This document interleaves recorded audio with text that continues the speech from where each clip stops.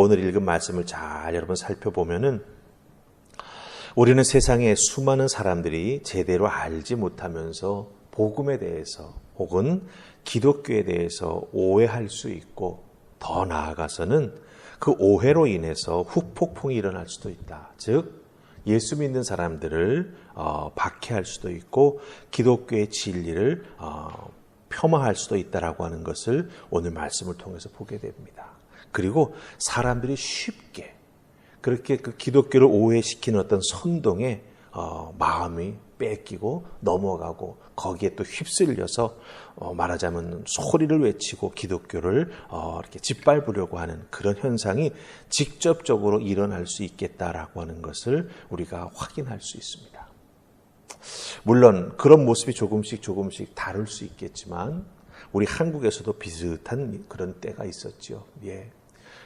선교 여행을 외국으로 나갔다가 인질로 잡히고 그곳에서 한국 사람들이 죽게 되고 이런 모든 과정 속에서 한국의 사람들이 데모하기도 했었습니다. 국민의 세금을 그 인질들 풀어주는데 쓰지 말아라.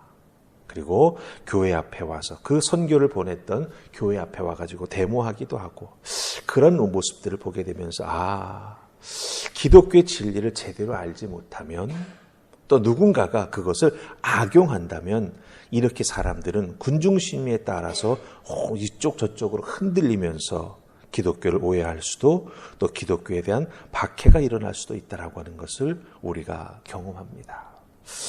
어떻게 이런 일들이 일어날 수 있을까? 오늘 말씀 속에서 우리는 그 이유를 찾을 수 있고요. 이런 것들을 보면서 우리는 어떻게 준비해야 할까라고 하는 생각을 곰곰이 해보게 됩니다. 그래서 오늘 말씀 속에서 정말 기독교에 대한 오해를 통한 박해 그런 것들이 일어날 것을 우리가 어떻게 미연에 막아낼 수 있을까 말씀을 통해서 함께 좀 살펴보십시다. 자, 우리가 첫 번째 살필 말씀은 26절의 말씀입니다. 19장 26절 다 찾으셨죠? 우리 같이 읽습니다. 시작. 이 바울이 에베소뿐 아니라 거의 전 아시아를 통하여 수많은 사람을 권유하여 말하되 사람의 손으로 만든 것들은 신이 아니라 하니 이는 그대들도 보고 들은 것이라. 아멘. 예, 이 말, 이런 주장을 하는 사람이 누구입니까? 바로 은장색 데메드리오라고 하는 사람입니다. 이 은장색이라고 하는 것은 은을 가공해 가지고 여러 가지 물건을 만드는 사람이죠. 근데 이 데메드리오는 특별히 이 에베소에서 유명한 우상입니다. 아데미 여신의 신상을 이 은으로 가공해 가지고 사람들에게 파는 거예요. 이 아데미 여신은 이 여자의 가슴이 여러 개가 달려 있습니다. 네. 여러분들 인터넷 찾아보시면 우상의 모습을 지금도 볼 수가 있어요. 그만큼 성적으로 또 다산과 복을 주는 여신으로 알려져 있습니다. 근데 이 아데미 우상의 그 신상 모형을 만들어 팔아가지고 적지 않은 돈을 벌고 있고 또 많은 사람들을 고용해가지고 그들의 생업을 또 책임져 주고 있는 그런 사람이 된다라고 하는 거죠. 그런데 이 은장색 데메드리오가 말합니다. 그 사람들을 모아놓고 기독교 복음, 이것은 정말 우리들의 삶을 무너뜨리는 그런 나쁜 종교다. 예. 더군다나 이 에베소의 이 위상을 또 아데미 여신의 그 신상과 그 신전을 정말 이상한 것으로 만드는 그런 것이 기독교 복음이고 그것을 전하는 자가 바울이다. 이렇게 전하는 거죠. 그러면서 기독교 복음은 우상 숭배를 하지 못하게 한다. 이런 모든 내용이 아시아를 다 뒤덮고 있다. 이렇게까지 데메드리오가 조금 과장을 섞어서 말하는 것을 보게 됩니다. 근데 왜 데메드리오가 이런 말까지 하게 되었을까요? 여러분들 23절 말씀을 보면 사도 바울이 전한 복음 때문에 이 에베소에 적지 않은 소동이 일어난 것을 우리가 여기서 보게 됩니다. 무슨 소동일까요? 에베소의 복음이 전해지면서 기독교와 그 예수 그리스도의 복음의 은혜와 능력을 통해서 종교적으로는 어떻게 됩니까? 우상 숭배에 대한 사람들의 깨달음이 있었던 것이죠. 그리고 사회적으로는 그 우상 숭배를 통해서 부수적으로 파생되는 이 사회에 여러 가지 건전하지 못한 것들이 있습니다. 아데미 신전에서 일하는 여사제들은 다 매춘을 했었습니다. 그런 것들을 통해서 사회적으로 어렵고 힘든 것들이 많았었는데 그런 것들에 대한 새로운 안목을 갖게 된 거죠. 잘못된 것이구나. 그리고 우상을 사지 않게 되니까 어떻게 됩니까? 이 데메드리오처럼 사실은 경제적으로 타격을 받는 일이 이 에베소에 일어나게 된 것입니다. 잘 보세요. 복음이 증거되니까 한 도시가 종교적으로 변화가 되고 사회적으로 정화가 되게 되고 경제적으로 그 우상 숭배를 통해서 움직였던 그런 부분들이 이렇게 막히게 되는 것을 보게 된다라고 하는 거죠. 그러자 이 데메드리오가 수많은 사람들을 권유하여 말하되, 오늘 우리가 읽은 26절에 나오는 말입니다.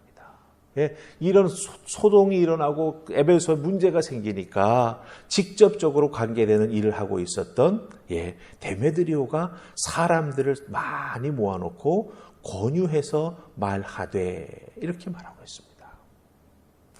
여기서 사람들을 모아놓고 권유하여 말하되라고 하는 그것은 무엇을 의미합니까? 우상을 팔아 살고 있는 자신들의 입장에서 복음을 비판하고 평가하고 복음으로 인해서 자기 자신들이 손해를 보고 있다라고 하는 것을 주장을 합니다. 특별히 권유하여 말하되라고 하는 이 표현은요, 무슨 뜻을 가지고 있는지 아십니까? 이 권유하다라고 하는 말은 확산시키다. 근데 특별히 그것도 사람들을 막 다그쳐가지고, 사람들을 납득시켜가지고 뭔가 이렇게 움직이도록 만드는 게 바로 이 권유하다라고 하는 말을 가지고 있는 헬라어의 의미가 된다라고 하는 거예요. 그리고 말하되라고 하는 것은 그냥 말하는 것 같지만 아닙니다. 다른 생각을 짓게 하게 만드는 거죠. 그래서 잘못된 길로 인도해 나아가는 것이 말하되라고 하는 헬라어 단어가 가지고 있는 뜻입니다. 그러니까 여러분들 잘 보시기 바랍니다. 단순히 팩트를 말하는 게 아닙니다. 거기에 위기감과 사람들의 마음을 선동해 가지고 다른 생각을 하게 하고 다른 행동을 해 나아갈 수 있도록 작정하고 이 은장색 업자들을 모아서 데메드리오가 지금 막 이렇게 선동하고 있다라고 하는 거예요. 그 이유는 뭐 때문일까요? 잘 들여다보면 돈 때문입니다. 여러분들 우상 숭배는 돈과 밀접히 연관되어 있습니다. 우리나라에도 이 이단들이 많이 일어나고 있죠. 이단들 잘 보세요. 깊이 연관되어 있는 건 다 돈입니다. 돈으로 사람들을 움직이고 돈으로 때로는 그 사람들을 협박해가지고 그 이단 사설을 따르게 만든다라고 하는 것이죠. 그런데 이런 것들이 어떻게 됩니까?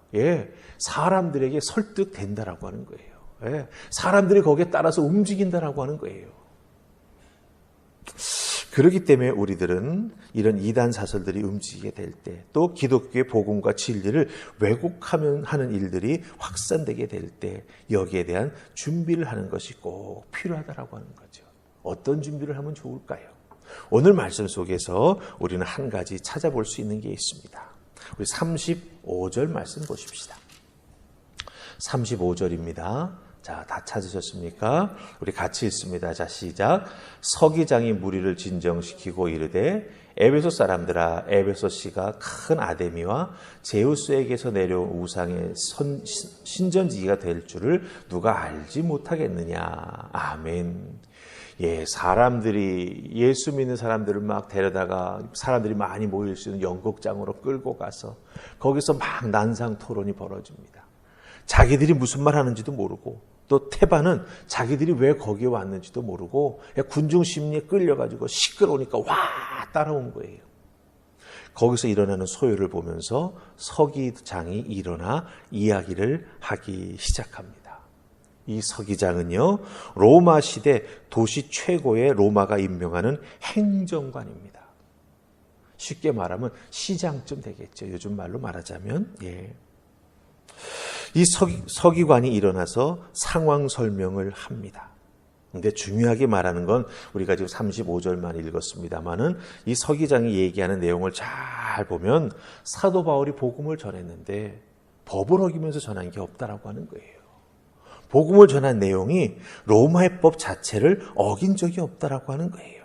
로마법과 복음이 상충되지 않는다라고 하는 것을 서기관이 지금 말해주고 있다라고 하는 것입니다. 예, 여기서 우리가 한 가지 정확하게 알 수 있는 게 있죠. 예, 우리가 이 행정을 맡고 있는 정치인들은 정치적으로 움직이죠.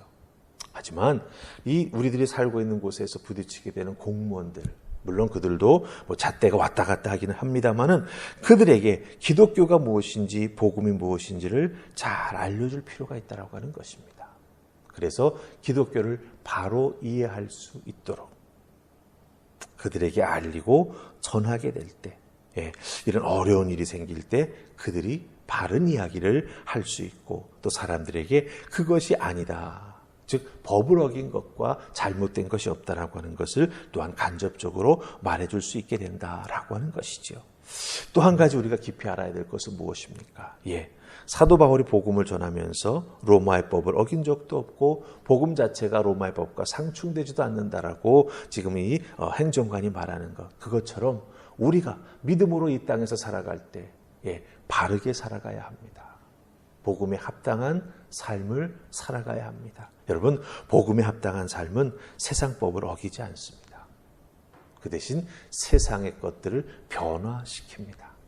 그런 믿음 가지고 우리가 이 땅에서 믿음의 사람답게 하나님의 자녀답게 하나님께 영광을 올리며 바르게 살아야 된다라고 하는 것을 꼭 기억하시고 여러분의 삶의 자리에서 예수를 오해하는 사람들이 있다면 여러분들이 증거해 주시고 여러분의 삶으로 예수 믿는 것이 이런 것이라고 하는 것을 보여주면서 복음을 전하는 여러분들 다 되실 수 있기를 주님의 이름으로 부탁을 드립니다. 아멘. 우리 기도하십시다. 좋으신 하나님, 오늘 말씀 속에서 오늘 우리들에게도 일어날 수 있는 그런 모습을 보게 됩니다. 우상 숭배자들이 혹은 기독교나 복음에 대해서 전혀 알지 못하는 자들이 일어나는 현상만 보고 기독교를 판단하거나 때로는 기독교를 폄하하는 말을 하거나 때로는 사람들을 선동해서 기독교에 대한 적대적인 감정을 일으키기도 합니다. 우리들이 복음을 전하다 보면 그런 부류의 사람들과 만나게 되기도 하고 사람들의 생각 속에 그런 부정적인 생각들이 많이 자리 잡고 있음을 발견하게 됩니다. 그런 것들을 경험할 때 때로는 두려운 마음이 들기도 합니다. 때로는 실망하기도 합니다. 그러나 두렵고 실망함이 해결할 수 없음을 우리는 잘 압니다. 믿음의 사람으로서 기도하게 하시고 특별히 말씀과 복음에 따라 바른 삶을 살아가며 거룩한 영향력을 미쳐나가는 우리 모두가 되게 하여 주시옵소서. 때로는 복음에 합당한 삶은 우리가 손해보는 삶일 수도 있습니다. 양보하는 삶일 수도 있습니다. 때로는 침묵하는 삶일 수도 있습니다. 하나님 감당할 수 있도록 우리에게 은혜를 더하여 주시옵시고 그와 같은 복음을 증거하는 삶을 우리들이 살아갈 때 하나님께서 우리를 붙잡아 주시고 특별히 복의 복을 더하시며 축복해 주실 줄 믿습니다. 그 은혜와 하나님의 축복으로 이겨나가는 우리가 되게 하시고 마침내 견디어 예수 그리스도의 구원의 은혜를 우리의 삶으로 나타내 보여주는 우리 모두가 되게 하여 주시옵소서. 오늘 주어진 나의 삶의 자리에서도 하나님께 영광 돌리는 믿음의 삶을 살아가는 우리 모두가 될 수 있기를 소원하옵고 예수님 이름으로 기도하옵나이다. 아멘.